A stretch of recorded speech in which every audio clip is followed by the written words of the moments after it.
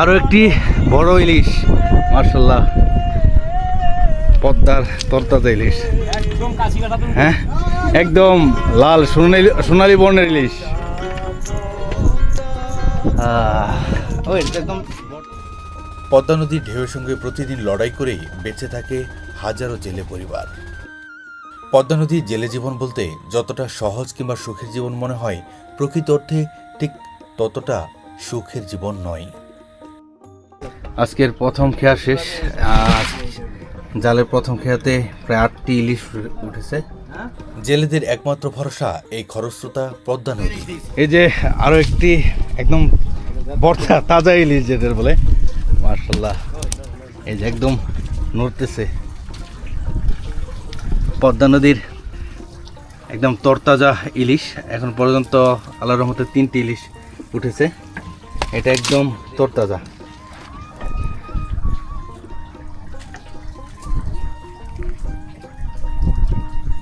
এ পর্যন্ত শুধুমাত্র ইলিশ খেয়েছে, কিন্তু এই যে বরফে দেওয়া ছিল, যেটা কখনো তরতাজা ইলিশ দেখিনি, এই প্রথম একদম পদ্মা নদীর তরতাজা ইলিশ। দুপুরে রান্নায় ব্যস্ত রফিক কাকা, আর অন্যদিকে শফিক ভাই নৌকার বৈঠে করে নৌকাকে সামনের দিকে এগিয়ে নিয়ে যাচ্ছে।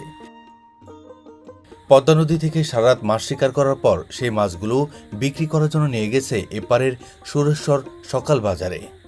পদ্মা নদী কখনো শান্ত, আবার কখনো উত্তাল। কখনো এই নদী জেলেদের ঘরে নিয়ে আসে রূপালী ইলিশ, আবার কখনো কেড়ে নেয় তাদের ঘর, জমি, আপন ঠিকানা। আজ আমরা যাব সেই পদ্মার বুকে, যেখানে ভোর শুরু হয় জেলেদের নৌকার বৈঠার শব্দে, আর রাত নামে অনিশ্চয়তার অন্ধকারে। আজকের গল্প শুধুমাত্র ইলিশ মাছ ধরার গল্প নয়, এটা নদীর সঙ্গে যুদ্ধ করে বেঁচে থাকার কিছু মানুষের গল্প। শফিক ভাইয়ের সাথে আগে থেকে যোগাযোগ করে আমরা সময় মতো নৌকায় উঠে পড়েছিলাম। সকাল 8:30 নৌকা ছেড়ে দিল সুরেশ্বর লঞ্চঘাট থেকে পদ্মা নদীর গহীনে প্রবেশ করার জন্য, কারণ সেখানে গিয়েই তারা জাল ফেলবে ইলিশ মাছ শিকার করার জন্য। একপাশে বাধা রয়েছে জেলেদের ছোট ছোট নৌকাগুলো, তার পাশ দিয়েই বয়ে চলছে আমাদের জেলে নৌকা। পদ্মার জেলে নৌকায় আমার সফরসঙ্গী হিসেবে ছিল আমার বন্ধু এমএস মারুফ। জীবনে এক ব্যতিক্রমী দৃশ্যের আজ সাক্ষী হতে যাচ্ছি এই পদ্মার বুকে। জীবনে কখনো তরতাজা ইলিশ দেখা হয়নি। আজ হয়তোবা যদি ভাগ্যে থাকে দেখতে পারি এবং স্পর্শও করতে পারি। ছোট থেকেই শুনে এসেছিলাম পদ্মার রূপালী ইলিশের গল্প। জানি না আজ রূপালী ইলিশের দেখা পাবো কিনা। জীবনে এক অনন্য স্মৃতি হয়ে থাকবে আজকের এই দিনটি। আমরা এখন পদ্মা নদীর একদম মাঝামাঝি স্থানে অবস্থান করছি। জেলেরা অলরেডি জাল ফেলতে শুরু করেছে। এই নৌকায় 12 জন জেলে ছিল, কিন্তু এখন 6 জনে কাজ করছে, কারণ তাদের কাছ থেকে যতটুকু জানতে পেরেছিলাম এখন আগের মতো সেভাবে নদী থেকে মাছ পাওয়া যায় না, অর্থাৎ তাদের পোষায় না। সেজন্য অন্য 6 জন তারা অন্য কোনো এক কাজে নিয়োজিত হয়ে গেছেন। এখানে এই 6 জনে মাছ ধরার কাজে বর্তমান চালিয়ে যাচ্ছেন। পদ্মার ঢেউ এখানে শুধুমাত্র জলরাশি নয়, এই ঢেউয়ের সঙ্গে জড়িয়ে আছে শত শত মানুষের জীবন, স্বপ্ন আর বেঁচে থাকার গল্প। শরীয়তপুর জেলার নড়িয়া উপজেলা, চোখের সামনে যত দূর দেখা যায় শুধু উত্তাল পদ্মা নদী, কখনো শান্ত আবার কখনো ভয়ঙ্কর। এই নদী কারো কাছে জীবনের একমাত্র আশ্রয়, আবার কারো কাছে প্রতিদিন নতুন এক পরীক্ষা। ভোরের আলো ফুটতে না ফুটতেই নদীর বুকে ছুটে চলে জেলেদের ছোট ছোট নৌকা। লক্ষ্য কেবলমাত্র একটাই, পদ্মার গভীর জল থেকে তুলে আনা রূপালী ইলিশ। অনেক সময় পাঙ্গাস মাছও বেশ পাওয়া যায়। নৌকার পাটাতনে সাজানো জাল, সঙ্গে খাবার, পানির বোতল আর প্রয়োজনীয় কিছু সরঞ্জাম। আর আছে বুক ভরা আশা, আজ হয়তোবা জালে ধরা দেবে কাঙ্ক্ষিত সেই রূপালী ইলিশ। নদীর মাঝখানে জাল ফেলা একদম শেষ। এখন শুধুমাত্র নীরবতা, কিছু মুহূর্তের অপেক্ষা। এদিকে শফিক ভাই দুপুরে রান্নার কাজে ব্যস্ত। পদ্মা নদী থেকে ধরে আনা ইলিশ আজকের দুপুরে রান্না।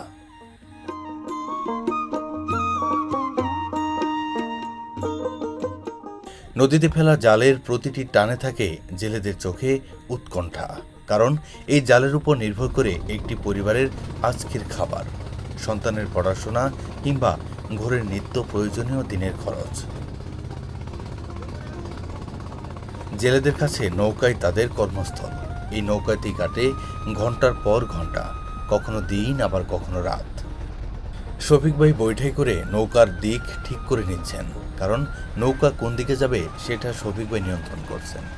এদিকে জব্বার কাকা রান্নার কাজে ব্যস্ত, আর শারিক ভাইও ঠিক তরকারি রান্নার জন্য নিত্য প্রয়োজনে যে কাঁচামালগুলো প্রয়োজন সেগুলো কাটার কাজে ব্যস্ত।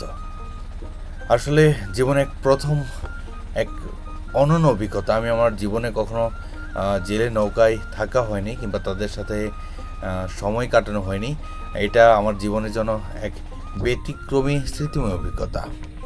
এদিকে জাল তোলার কাজ অলরেডি শুরু হয়ে গেছে। এখন সবাই মিলে জাল তোলার কাজে ব্যস্ত হয়ে পড়বে। জাল তোলার সময় জেলেদের চোখে থাকে এক অনন্য উৎকণ্ঠা, কারণ এই জাল তোলার সময় অর্থাৎ নদী থেকে যে মাছ তারা শিকার করতে পারবে, এই মাছের উপরে নির্ভর করে তাদের দৈনন্দিন খরচ, পরিবার সব কিছুই। আমরা ফোনলেই করে তো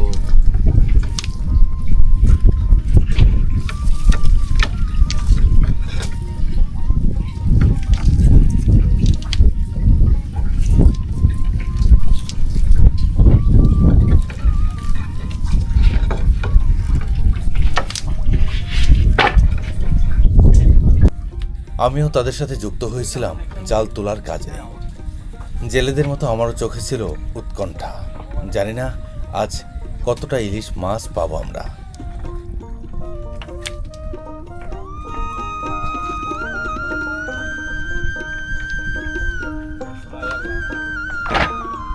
লক্ষ্মী আয় আয় আয় আয়।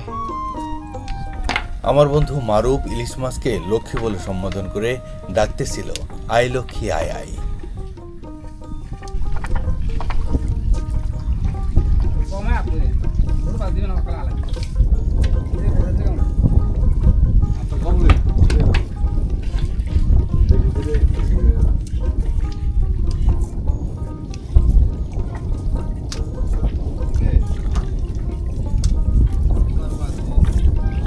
এটা হচ্ছে যে আবার মানে কালকে সকালে বাজার পর্যন্ত এটা বরফ করে রেখে দিতে হবে। আজকে সারাদিনে এবং রাতে যা ধরবেন এটা কালকে সকালে বাজারে এটা বিক্রি হবে।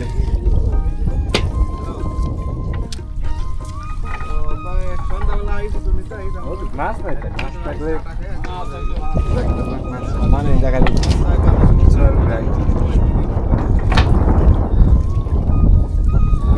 ইলিশ মাছ আছে না? হ্যাঁ হ্যাঁ, ওই যে দুজন হাজার হয় না, ইলিশ মাছ দুজন।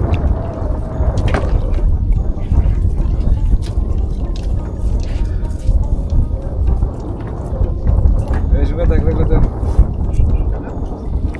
আচ্ছা, ইলিশ মাছটা মানে কোন সময়টাতে, কোন সিজনে সবচেয়ে বেশি পাওয়া যায়? এই যে আচ্ছা, অভিযানে আনার নাই, আগে তো অভিযানে মাছ ধর, অভিযানে কম খাওয়া যায়।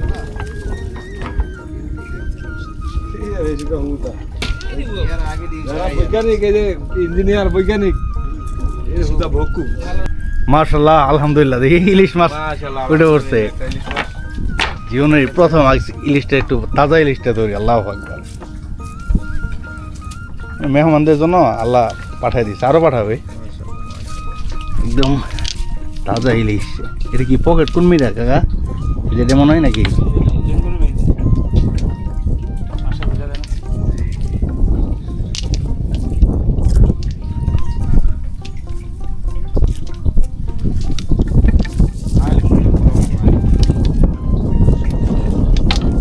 পকেট খুঁজে পাইনি।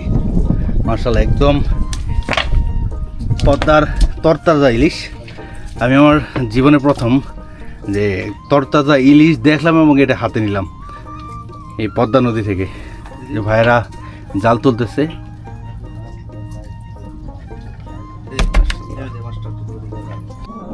প্রায় অর্ধেক জাল উঠে পড়েছিল, কিন্তু আমরা কোনো মাছের দেখা পাইনি।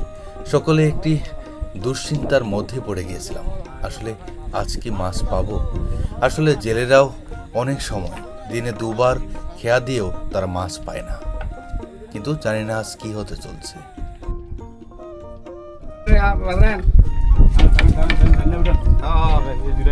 আয় লক্ষ্মী আয় আয় আয় আয় লক্ষ্মী এই যে আরো একটি বড় ইলিশ, মাশাআল্লাহ প্রায় 2টি ইলিশ উঠেছে। এটারও বড় একটি ইলিশ, একদম পদ্মা নদীর তরতাজা ইলিশ, মাশাআল্লাহ।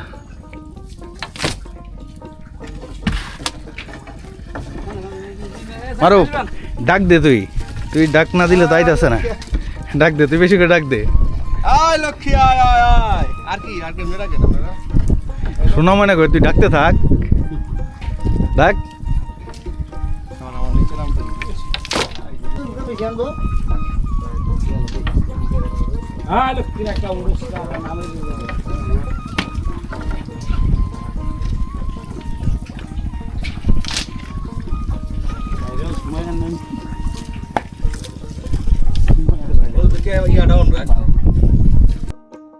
কোনো জেলে নৌকা চাইলেই হঠাৎ করে পদ্মা নদীতে মাছ ধরার জন্য জাল ফেলতে পারবে না, কারণ এর জন্য রয়েছে সিরিয়াল মেনে তারপর নদী থেকে মাছ ধরতে হয়। আমাদের নৌকা যখন নদীর মাঝখানে ছিল, ঠিক তখন আমরা অপেক্ষা করেছিলাম 1 ঘন্টার মতো, কারণ পাশে আরেকটি জেলে নৌকা জাল ফেলে মাছ ধরতেছিল। তখন সিরিয়াল ছিল তাদের। ঠিক তার 1 ঘন্টা পরে যখন আমাদের নৌকার সিরিয়াল পেয়ে যায়, তখন জেলেরা জাল ফেলে মাছ ধরার কাজ শুরু করে দেয়।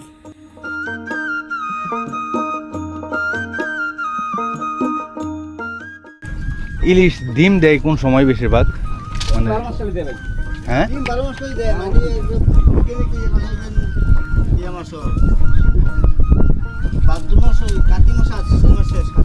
কার্তিক মাসের দিকে, হ্যাঁ বেশি দেয়, কিন্তু এমনিতেই সারা বছরই মানে প্রত্যেক মাসেই এটির ডিম দেয়। আচ্ছা, কম, কিন্তু ওই মাসে একটু বেশি, যাক।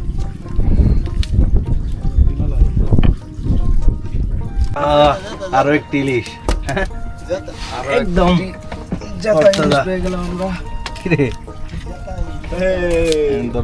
পদ্মার ইলিশ। এই যে আরেকটা ইলিশ, আল্লাহু আকবার। নেই মারো বেটে, তুই ধর, এই করে তো আমি ধরছি। হ্যাঁ এটা ধর, হ্যাঁ একদম পদ্মার তরতাজা ইলিশ, কিন্তু তুই ইলিশের ইডে বের করে উঠতে পারতাস না। হ্যাঁ ওটা হইলো, তুই তো এখন অনেক কিছু শিখসিনি। তুই তোর ডালাকে ইয়া করছে। হ্যাঁ কি বলেন ভাই? ও আচ্ছা আচ্ছা, মাঘ মাস থেকে ডিম দেওয়া শুরু করে, মাঘ ফাল্গুন চৈত্র মাসে তো পানি অনেকটা শুকায় যায়, মানে অনেকটা কমে যায় চৈত্র মাসে।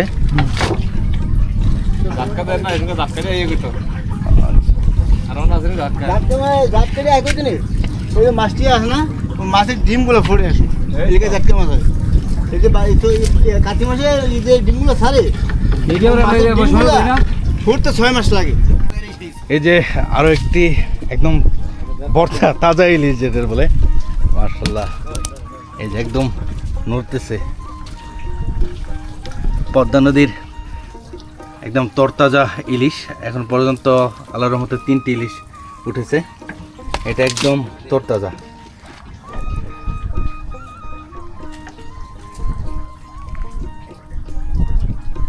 এই পর্যন্ত শুধুমাত্র ইলিশ খেয়েছে, কিন্তু এই যে বরফে দেওয়া ছিল, যেটা কখনো তরতাজা ইলিশ দেখিনি, এই প্রথম একদম পদ্মা নদীর তরতাজা ইলিশ।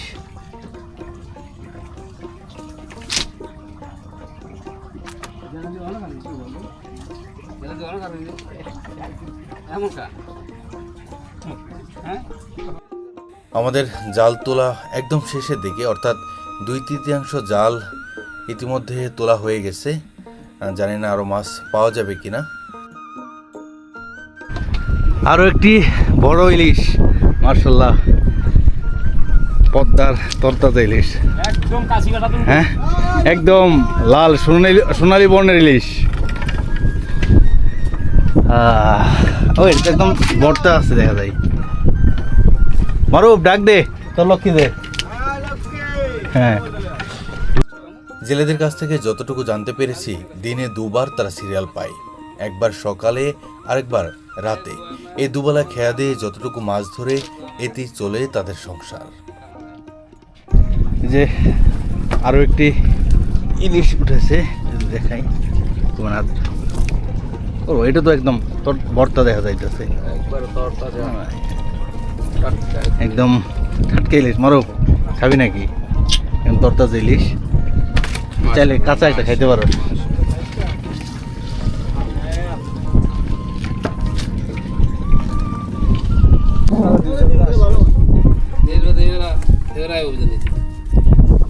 অভিযান হওয়ার সারা মাছ অভিযান হওয়ার মাছ মাছটাকে আপনি বলে স্যার মাছটাকে সব এই সাগরটা মাছের ডিম সাথে অভিযানে ঘরে করে মাছের ডিম বানা হয়।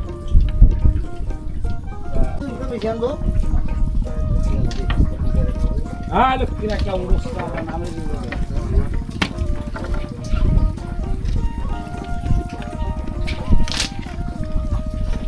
সময় নেই।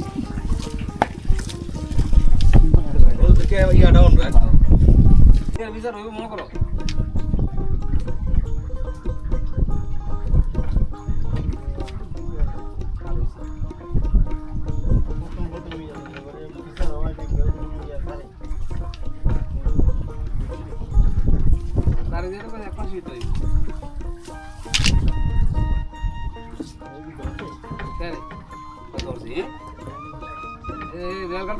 আজকের প্রথম খেয়া শেষ। জালের প্রথম খেয়াতে প্রায় 8টি ইলিশ উঠেছে, মাশাআল্লাহ।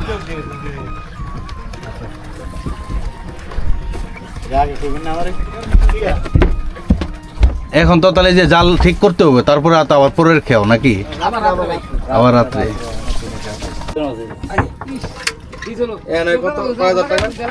এখানে 8টা ইলিশের আনুমানিক ভাই, 8টা এই যে ইলিশ উঠছে, এর 8টা আনুমানিক দাম কেমন হবে?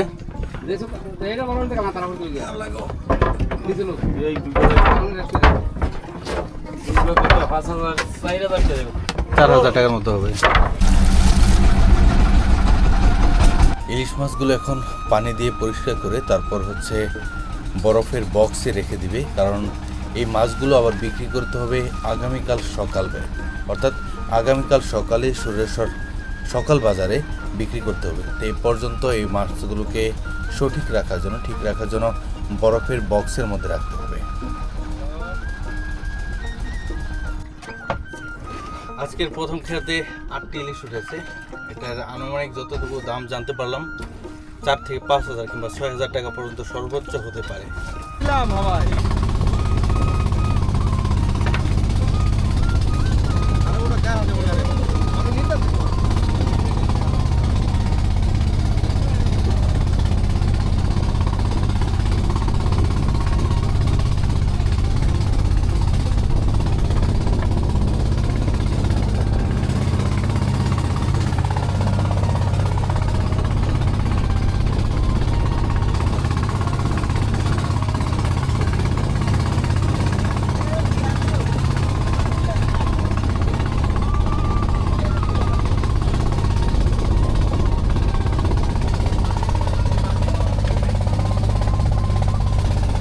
ধন্যবাদ সকলকে পাশে থাকার জন্য। আবার দেখা হবে নতুন কোনো প্রামাণ্যচিত্রে, নতুন কোনো জেলায়। এ পর্যন্ত ভালো থাকুন, সুস্থ থাকুন। আল্লাহ হাফেজ।